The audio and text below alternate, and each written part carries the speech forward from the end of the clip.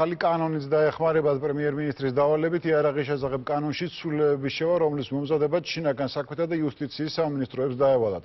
კონკრეტულად რა მიმართულებით გამკაცრდება იარაღის შენახვისა და ტარების წესები ჯერ უცნობია, თუმცა დღევანდელი კანონმდებლობით ცეცხლსასროლი იარაღის შეძენა არავითარ პრობლემას არ წარმოადგენს. ეხლა მაგალითად მე რო შემოვალ და ამ იარაღის ყიდვა მინდა მაგალითად, რას ვაკეთებ? ეს არის ერთადერთი პირობა, რომელიც იარაღის შესაძენად მყიდველმა უნდა დააკმაყოფილოს. თბილისის ცენტრში მოქმედი მაღაზიის მეპატრონეები ამბობენ, რომ პისტოლეტების, ავტომატებისა და სანადირო თოფების შეძენა 18 წლის ზევით ყველა მსურველს მარტივად შეუძლია. რეგისტრაციის გავლა კი შინაგან საქმეთა სამინისტროს მომსახურების სააგენტოშია შესაძლებელი. აი რა შემთხვევაში შეუძლებ უარს მაგალითად? ჩვენ არ ვეუბნებით უარს, უბრალოდ ვეკითხებით, რომ თუ არის ნასამართლები, გადახდული ფულის დაბრუნების პრობლემა რო არ გაუხდეს, ამიტომ უნდა წინასწარ გითხრას. ეს ზეპრეს გითხრა, უბრალოდ ნასამართლები არ ვარ. თუ მოიტყვა, ეგეც იმის პრობლემაა. იარაღების მაღაზიებში ყველაზე დიდი მოთხოვნა სანადირო თოფებსა და დანებზეა. კანონის მიხედვით არანაირი საბუთი არ არის საჭირო ცივი იარაღის შესაძენად. დანების დიდი არჩევანია თბილისში მოქმედ ბაზრობებზეც, სადაც აცხადებენ, რომ ყველაზე მეტად ცივი იარაღის ყიდვით არასრულწლოვნები არიან დაინტერესებულები. 21 წელს დაბლა, თითქმის ინტერესდებია. ბავშვები ძირითადად არასრულწლოვნები და არიან კი კატეგორიები ესეთი მაღალ წაიქშიც, რომ ინტერესდებიან. იარაღის ტარებასთან დაკავშირებით კანონის გამკაცრება სავარაუდოდ უახლოეს პერიოდში მოხდება. პრემიერ-მინისტრმა საკანონმდებლო ცვლილებებზე მუშაობა დღეს შინაგან საქმეთა და იუსტიციის მინისტრებს დაავალა. მე მინდა დაგავალოთ, რომ ბატონ ჭიკაიძეს და ასევე ქალბატონ წულუკიანს, რომ სასწრაფოდ შეიმუშაოთ შესაბამისი კანონპროექტი და მაქსიმალურად გაამკაცროთ იარაღის ტარებასთან დაკავშირებული ყველა ის მუხლი, რომელიც ამ წესებს არეგულირებს. იუსტიციის მინისტრმა ღარიბაშვილის ინიციატივას მთავრობის ხმის დასრულებისთანავე უპასუხა. თია წულუკიანი აცხადებს, რომ კანონი მნიშვნელოვნად გამკაცრდება. მთავრობა იქნება ძალიან მკაცრი იმ ახალგაზრდებთან ბრძოლაში, ვინც გაბედავს და უკანონოდ იარაღს ატარებს და ხელს აღმართავს თავის თანატოლს. ძალიან ბევრია ფაქტი, როდესაც ხდება ადამიანების დაკავება, რომელიც გადაადგილდებიან იარაღით და ხდება მერე სასამართლოს მიერ ამ ადამიანების გამოშვება საპროცესო შეთანხმების შედეგად. მე ვფიქრობ, ამ მიმართულებით უნდა გამკაცრდეს კანონი. პრემიერის ინიციატივას დადებითად აფასებენ დეპუტატები. საპარლამენტო უმცირესობისა და უმრავლესობის წევრები ამბობენ, რომ საკანონმდებლო რეგულაციებთან ერთად საჭიროა სხვა პრევენციული ზომების მიღებაც. დანაშაულის პრევენცია მას აქვს თავისი კომპონენტები, მანამდე ინფორმაციას რო გაიგებ, არ უნდა მიიყვანოს სისხლის ზღვრამდე და ბევრი სხვა რამ არის, რაც ყოველთვის, ასე ვთქვათ, იჭერს გარკვეულ დონეზე კრიმინალურ ვითარებას. საჭიროა სხვა ტიპის პრევენციული ღონისძიებები. ამავდროულად შინაგან საქმეთა სამინისტრო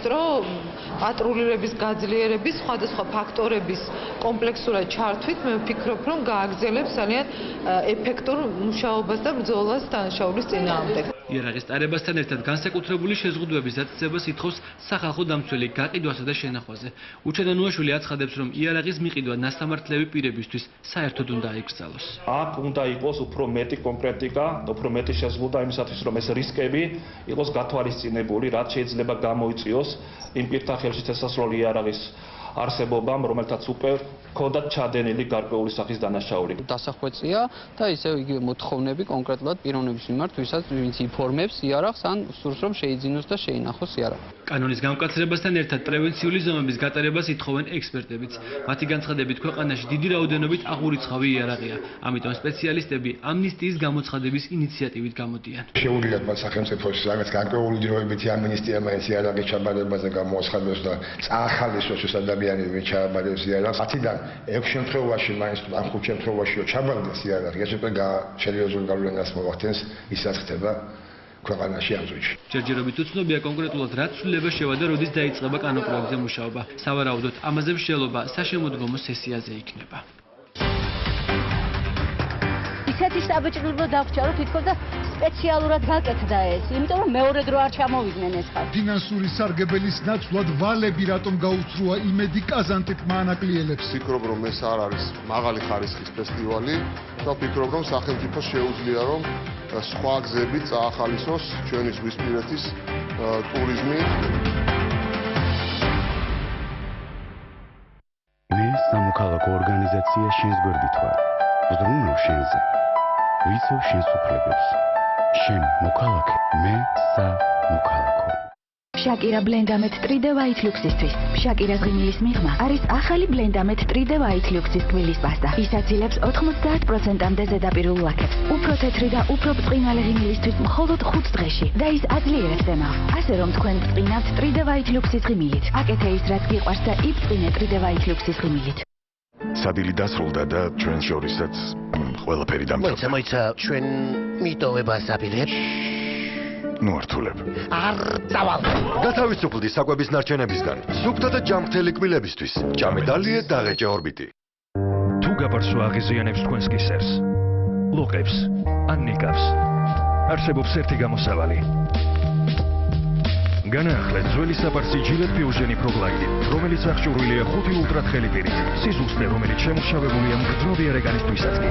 ჯილეტ მამაკაცისთვის საუკეთესოა. ახალი პერსილ გელი. ვერაფერს ამჩნევთ? რა თქმა უნდა, ვერა. პერანგზე მქონდა ცხიმიანი ლაქა. ჩემო ახალმა პერსილ გელმა კი ის მოაშორა. უბრალოდ ჩაასხით გელი სპეციალურ საზომჭიქაში და მოათავსეთ სარეცხ მანქანაში. გელი ფხნილზე უკეთ აშორებს ცხიმიან ლაქებს და ტოვებს მხოლოდ იდეალურ სისუფთავეს. პირველივე წდიდან შემიყვარდა ჩემი პერსილ გელი. სცადეთ თქვენ. ახალი პერსილ გელი, კონცენტრირებული ძალა რთული ლაქების წინააღმდეგ. ახლა კაბის სწორად შერჩევას უფრო მეტი დრო სჭირდება ვიდრე თოვლივით თეთრი ღიმილის მომენტალურად მიღებას. ახალ Colgate Optic White მომენტალურს გააჩნია ოპტიკური მათეთრებელი, რომელიც მომენტალურად განიჭებთ შესანიშნავ თეთრ ღიმილს. ახალი Colgate Optic White მომენტალური, მომენტალურად შესამჩნევი თეთრი კბილები. და ახლა გამოიყენეთ Colgate Optic White-ის მთლიანი ხაზი პირის ღრუს სავლებითა და კბილის ჯაგრისით. უფროსი შვილისთვის ლეპტოპი მინდა. შუათანა მეხუთეშია და მისთვის აი უმცროსი ჯერ სკოლაშიც კი არ გადის. კარგი. სასკოლოდ ყველა საჩუქრები. ეს კი შენ. მაღაზია ფეხსელი ელექტრონიკა. თქვენი ბედნიერი ოჯახისათვის. ელექტრონიკაში LED ტელევიზორი ქართული მენიუთი 259 ლარად. მთელი 2 თვე ოჯახისგან შორს. როგორ მომენატრა სახლი და როგორ მომენატრა ეს სურნელი. სასიამოვნო სურნელი ახლა შენს ამბოს 8 კვირის განმავლობაში გაყვება. ახალი ვერნელი, შეიგრძენი სურნელი, რომელიც სახლს გაგონებს. სახლში დაბრუნებას გილოცავ. თეთრეულის მეტი სირბილისთვის დაუმატეთ ვერნელი ყოველი გარეცხვისას. ახალი ვერნელი, სასიამოვნო სურნელი 8 კვირის განმავლობაში. ისევ ფაღარათი. მე ვიღებ ზომებს ფაღარათის დროს კუშნაზლავის ტრაქტის პირველი მოქმედებისას. მეც. მნიშვნელოვანია რომ მკურნალობა დროული იყოს. მიიღეთ იმოდიუმი. იმოდიუმი რეკომენდებულია ფაღარათის დროს და ხალხს უწყობს სასარგებლო ნივთიერებების შენარჩუნებას. იმოდიუმი ფაღარათის მკურნალობა სწორია. გამოყენებისას გაეცანით ინსტრუქციას გვერდითი მოვლენების შესახებ დეტალური ინფორმაციის მისაღებად მიმართეთ ექიმს. სადილი დასრულდა და ჩვენ შორისაც ყველაფერი დამთავრდა. მოიცა ჩვენ მიტოვებას აპირებთ. ნუ ართულებ. არ დავალ. გათავისუფლდი საკვების ნარჩენებისგან. სუფთა და ჯამრთელი კბილებისთვის. ჭამედალიე დაღეჭე ორბიტი. სანამ თმის შეღებვას გადაწყვეტ, შეჩერდით და დაფიქრდით, დაცულია თუ არა თქვენი თმა შეღებვის დროს. Excellence კრემი L'Oreal Paris-ისგან 3 მაგიდაცვით. ის იცავს თმას შეღებვამდე, შეღებვის დროს და შეღებვის შემდეგ. ჩემი თმა ახლა უფრო ძლიერია. ჩემი თმის ფერი არასოდეს ყოფილა ასეთი ბზინვარე და ჭაღარა, რა ჭაღარა. Excellence-ის საღებავზე უკვე ახალი ფასი. თქვენ ხომ ამას იმსახურებთ? ჩემს ცხოვრებაში არასოდეს დავჯერებულ ვარ მეორე ადგილს. ჩემთვის თითქმის გამარჯვება და მარცხება. და როცა ეს ეხება ჩემს თმას, თითქმის სუფთა ნიშნავს, რომ ისევ არის კეთილი. აი რატომ ვიყენებ მხოლოდ Head and Shoulders.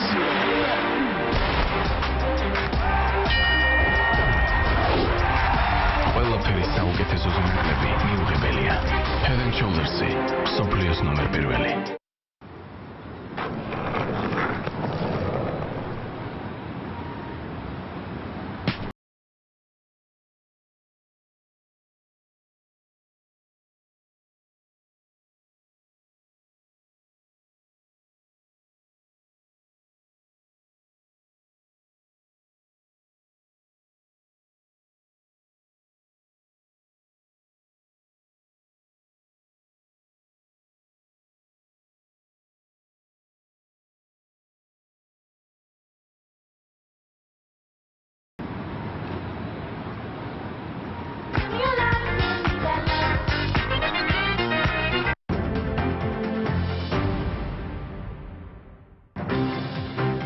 პუბლიკური 1-9-სა დედაპირისპირების თემა გახდა კაზანტიპი ანაკლიის მოსახლეობასა და ხელისუფლებას შორის ფინანსური მოგების ნაცვლად ადგილობრივებს გაუსტუმრებელი კრედიტები და ვალები დარჩათ, რაიც ისინი მთავრობას ადანაშაულებენ. ჯერჯერობით უცნობია უმასპინძლებს თუ არა საქართველოს ფესტივალს კიდევ ერთხელ, თუმცა ეკონომიკის მინისტრის დღევანდელი განცხადებებიდან გამომდინარე, ეს ნაკლებად სავარაუდოა. თავი ვერ ამოიღო ხალხმა და რომელ ანაკლის აშენებაზეა საქმე. ანაკლის საერთაშორისო ტურისტულ ცენტრად გარდაქმნას დღეს უკვე სკეპტიკურად უყურებენ ადგილობრივები. კაზანტიპის ფესტივალმა ანაკლიელების მოლოდინი ვერ გაამართლა. მოსახლეობის განცხადებით ისინი საერთაშორისო ფესტივალისგან დიდ ფინანსურ სარგებელს ელოდებოდნენ, თუმცა ეკონომიური მდგომარეობის გაუმჯობესების ნაცვლად მათ მხოლოდ ვალები დარჩათ. ანაკლიელები ხელისუფლებას ადანაშაულებენ. სოფლიოში მესამე დონის ფესტივალია კაზანტიპი. მესამე დონის და როგორ მიიღო სახელმწიფო? სად იყო მხარდა? არანაირი მხარდაჭერა არ იყო. თვითონ და სპეციალურად გაკეთდა ეს, იმიტომ რომ მეორე დრო არ ჩამოვიდნენ ეს ხალხი. გავაკეთეთ კაფე, რომელმაც იზარა ერთი თეთრი, რო თეთრია ის ჩუპირადად არ მიმაჭრია. 25 თეთრიანი წყალი ღირდა 3 ლარი. ეს ვერ დაარეგულირა სახელმწიფო, ვინ უნდა დაარეგულიროს? ანაკლიაში მაღაზიის და კაფეების მფლობელებთან ერთად იმედგაცრუებულების საოჯახო ტიპის სასტუმროების მფლობელებიც დარჩნენ. ადგილობრივი 40-მდე ოჯახი ტურისტულ კომპანიებს კონტრაქტით გათვალისწინებული პირობების დარღვევაში ადანაშაულებს.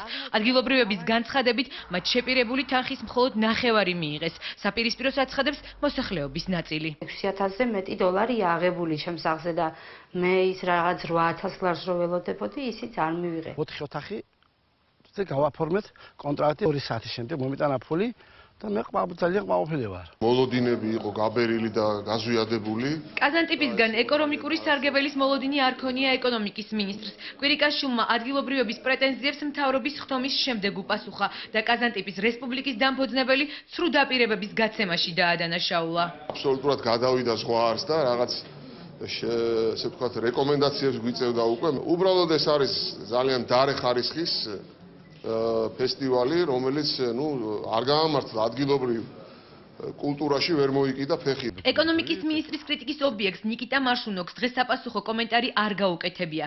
გიორგი კვირიკაშვილს ბრალდებებით ტურიზმის სააგენტოს ყოფილმა ხელმძღვანელმა ესპანეთიდან უპასუხა. 100% შეგვესრულებინა ის დაპირებები, კაზანტიპზე იქნებოდა 3-ჯერ და 4-ჯერ მეტი ხალხი.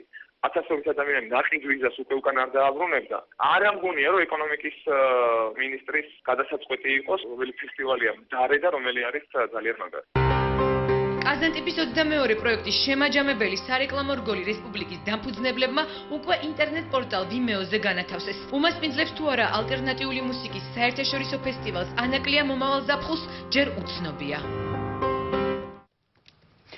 უკვე ერთი წელია სასამართლო გამომცემლობების არჩილს განიხილავს, რომელთაც ისინი განათლების სამინისტროსგან 15 მილიონიანი ზარალის ანაზღაურებას ითხოვენ.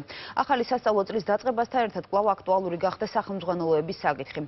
ახალი წიგნების დაბეჭდვის უფლება წელს 4 სტამბამ ტენდერის გარეშე მიიღო, მაშინ როცა გამომცემლობები სანიკიძის უწყებას წიგნების შეძენას ნაკლებ ფასადს თავაზობენ. უფასო სასკოლო სახელმძღვანელოების ბეჭვდა დასრულდა და წიგნების დიდი ნაწილი სკოლებში უკვე გადანაწილდა. შარშანდელის მსგავსად სახელმძღვანელოები ამჯერადაც მხოლოდ 4 სტამბამ დაბეჭდა, თუმცა წინა წლისგან განსხვავებით მათ ამის უფლება ტენდერის ჩატარების გარეშე მიიღეს. მთავრობის განკარგულების საფუძველზე განათლების სამინისტროს სახელმძღვანელოების შეძენა გამარტივებული შესყიდვის წესით დაევალა. იურისტები საუბრობენ, რომ კანონი არ დარღვეულა, თუმცა სამინისტროსთან მათ კითხვები მაინც აქვთ.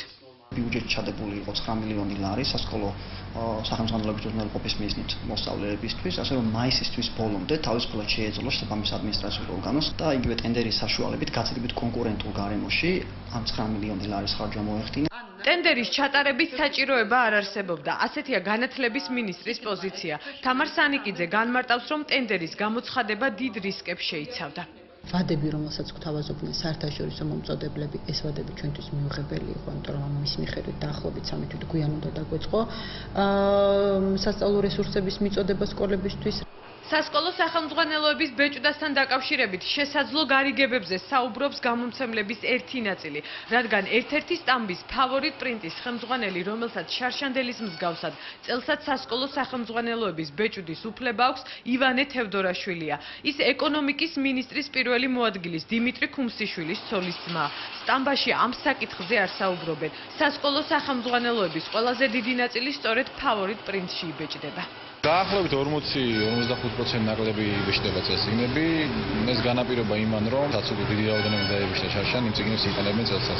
გამომცემლები ამბობენ, რომ განათლების სამინისტრო შეძლო სახელმძღვანელოები გაცილებით ნაკლებ ფასად შეეძინა. ისინი მეორე წელია უკვე დაბეჭდილი წიგნების რეალიზებას ვეღარ ახერხებენ. მაკულატურაში ჩაბარება ჩვენ გვერდში უნდა 1 ლარადაც კი მეგვეცა ეს სახელმწიფოები, მაშინ ბიუჯეტი მოიგებდა 1 მილიონ ლარს. მთავრობის ინიციატივა უფასო სასკოლო სახელმძღვანელოების შესახებ ფინანსური კრიზისის საფუძველი კიდევ რამდენიმე გამომცემლობისთვის აღმოჩნდა. დიოგენეს ხელმძღვანელი არ გამორიცხავს, რომ 19 წლის გამომცემლობა საერთოდ გაკოტრდეს. ჩვენ გვაქვს ფინანსური პრობლემები, რომლებიც არ ვიცით რით გადაწყდება, შესაძლებელია გავყიდოთ გამომცემლობის ოფისი. ეჭვი არსებობს, რომ არის გარკვეული გარიგება, არის შეთანხმებები, რომელიც ისევ და ისევ სახელმწიფო ინტერესებს ეწინააღმდეგება. რამდენიმე გამომცემელმა განათლების სამინისტროს წინააღმდეგ სასამართლოში სარჩელი ჯერ კიდევ 1 წლის წინ შეიტანა. ისინი უწყებისგან 15 მილიონიანის ზარალის ანაზღაურებას ითხოვენ. სკოლამდელი დაწესებულებები ახალი ნაკადის მოლოდენში წელს საბავშვო ბაღებში აღსაზრდელთა უპრეცედენტო დიდ რაოდენობაა რეგისტრირებული. მხოლოდ თბილისის ბაღები 50,000 ბავშვს ელოდებიან. მათთვის უკვე შექმნილია დამატებითი ჯგუფები. ჰქონდა მშობლების დიდი მომართვიანობა და ძალიან ჭირდა რაოდენობის დაკმაყოფილება. მოვახერხეთ ჩვენ კიდევ ერთი ჯგუფის გარემონტება. თბილისის 94 საბავშვო ბაღის მსგავსად დამატებითი ჯგუფების გახსნა დედაქალაქის კიდევ 24 ბაღში გახდა საჭირო. სკოლამდელი აღზრდის დაწესებულებებს წელს აღსაზრდელთა უპრეცედენტო რაოდენობამ მიაკითხა. რეგისტრაცია თითქმის ყველა ბაღში უკვე დასრულდა. მაღალი მოთხოვნის დასაკმაყოფილებლად დამატებითი ჯგუფების გახსნის გარდა ჯგუფებში ბავშვების რაოდენობაც გაიზარდა. დედაქალაქის ბაღებში დამატებითი სიებით 3600 ბავშვი ჩაირიცხა. მაქსიმალური არის სტანდარტი 35 ბავშვი, მაგრამ ჩვენ ისევ და ისევ გაზრდილი მოთხოვნიდან გამომდინარე ვითხოვეთ ჩვენ ბაღების სააგენტოდან კიდევ რამდენიმე ბავშვის დამატება ჯგუფში, ანუ არის ბაგაში 30 ბავშვამდე, ხოლო ზედა ჯგუფებში 35 ან 38-40. ორშაბათიდან ახალ სასწავლო წელს თბილისში მდებარე 159 დაწესებულება იწყებს. გამონაკლისი 56 საბავშვო ბაღია, სადაც პროცესი ავარიული შენობისა და აქ დაგეგმილი სარემონტო სამუშაოების გამო ფერხდება. ეს შენობა აღსაზრდელებს მეორე სემესტრიდან მიიღებს. შეგვიფარა და გადავედით მეზობელმა 31 ბაღმა. დარეგისტრირებული იყო 214 აღსაზრდელი და მათგან დაახლოებით 155-მა განაცხადა თანხმობა, რომ ეს რამდენიმე თვე იქნება ჩვენთან ერთად. დანარჩენმა გამოთქვა სურვილი, რომ მოითმენ და ბაღების სააგენტოში აცხადებენ, რომ ახალი სასწავლო წლის დაწყებამდე სარემონტო სამუშაოები 50-მდე შენობას ჩაუტარდა. ეს მემკვიდრეობა დახვდა, ასე ვთქვათ. მოუწესრიგებელი ინფრასტრუქტურა იყო, დაწყებული იყო ძალიან ბევრი, ასე ვთქვათ, პროექტები, რომელიც მიტოვებული იყო და ეს მიტოვებული პროექტები ჩვენ განვაახლეთ. სააგენტოსთან გვავალებ, რომ უახლოეს თვეებში ეს ბაღი მოიყვანოს წესრიგში. დედაქალაქის მერი დღეს ყოფილ 134 საბავშვო ბაღს სტუმრობდა, სადაც ბოლო რამდენიმე წლის განმავლობაში ნაციონალური მოძრაობის პარტიული ოფისი ფუნქციონირებდა. ცნობილია, რომ ეს შენობა მის პირველ ფუნქციას დაიბრუნებს და სარემონტო სამუშაოების შემდეგ მეორე სემესტრიდან აღსაზრდელების მიღებასაც შეძლებს. ერთიან ნაციონალურ მოძრაობას ვეპირდებოდი, რომ ჩამოვართვევდით იმ ბაღს, სადაც მათ წლების განმავლობაში ჰქონდათ შტაბ-ბინა და სამარცხვინოა ის, რომ ბაღის შენობა დაატოვებინეს ბავშვებს და პოლიტიკური პარტიის ოფისი გახსნეს. დღეს საზეიმოდ გასაღები გადავეცით მომავალ ხელმძღვანელს, რომელიც ადრეც ხელმძღვანელობდა ამ ბაღს და ის იქნება აღდგენილი სამუშაოზე. 8 სექტემბრიდან მხოლოდ თბილისის საბავშვო ბაღებში ახალი სასწავლო წელი 50,000 აღსაზრდელისთვის დაიწყება. გარემოს დაბინძურებასთან დაკავშირებით ადმინისტრაციული სასჯელები და ჯარიმები გამკაცრდება. ამის შესახებ საქართველოს პრემიერ